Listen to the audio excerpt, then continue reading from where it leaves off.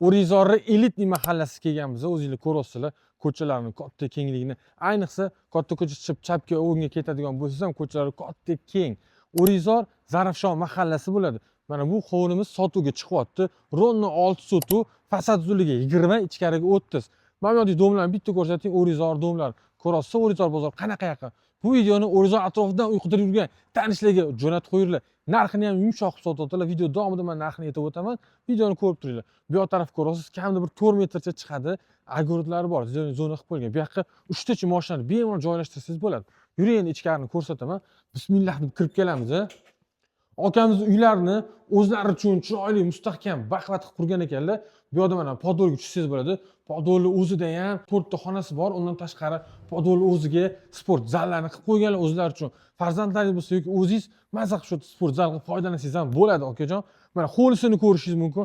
Archalarni chiroylisidan ekib qo'yibdilar-ku. Kattagina hovlimiz. Umumiy 7 ta xona, 4 ta sanuzel bordi. Asosiy uyga mana mashdan kiriladi. Undan oldin men sizga hovlini bitta tanishtiraman. Bu yoq tarafga yozgi oshxona qilingan. Bu yoq tarafda mana birinchi xonamiz, o'zini yuvinish xonasi, sanuzeli ham bor. Uning yonida ikkinchi xonamiz, uni ham o'zining alohida sanuzel va yuvinish xonasi ham bor.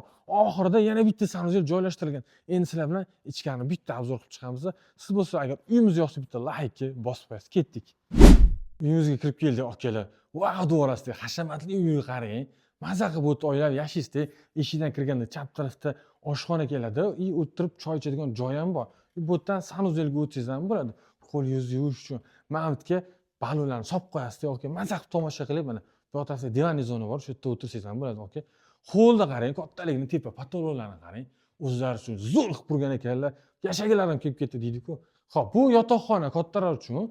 Ko'rasiz, o'zining alohida yuvinish xonasi, sanuzellari ham bor. Qatli materiallardan qilganlar.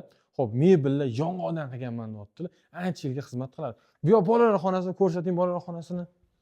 Bu yoq tarafimiz bo'lsa, mehmon kutish uchun mehmonxonamiz.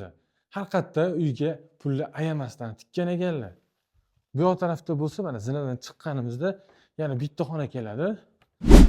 Bolalar uchun dars qiladigan xona qilib qo'ygan ekanlar. Qadrdonlar, uyimizning startli narxini $280,000 deyaptilar. Sunnatiga yana kelishtirib beradilar. Qiziqqanlar uchun pastda opisaniyada egalari raqamini yozib qoldiramiz. O'rizordan o'qitayotgan tanishlarga ushbu videoni jo'natib qo'ying. Shunaqa chiroyli, yaxshi variantlarni o'tkazib olmaslik uchun bizning kanalga Uylar Estetikga obuna bo'lib qo'ying.